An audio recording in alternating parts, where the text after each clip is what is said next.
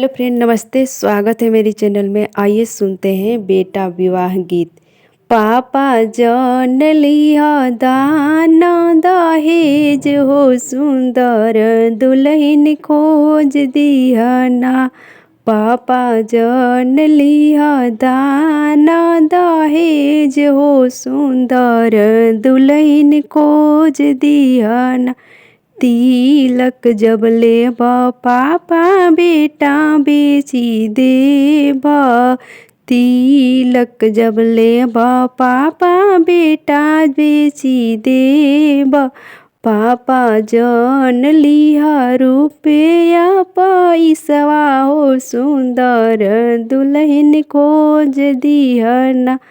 पापा जान लिहा रुपया पैसवा हो, सुंदर दुल्हन खोज दिहन।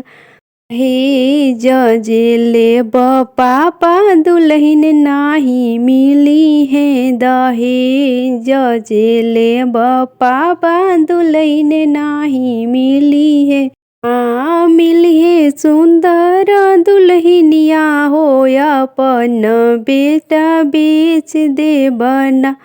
पापा ना मिलिए सुंदर दुल्हनिया हो, अपन बेटा बेच देबना। बिना हो दहेज के पापा खोजी ह दुल्हनिया। बिना हो दहेज के पापा खोजी ह दुल्हनिया। अब मिल जाइए सुंदर पतो हो, आंगनवा तोहर भर जाइए ना।